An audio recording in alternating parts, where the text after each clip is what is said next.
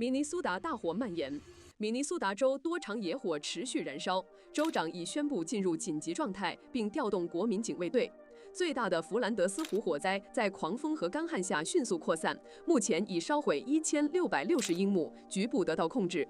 多地强制疏散，红十字会设立救援站，约30户居民已撤离，暂无人员伤亡报告。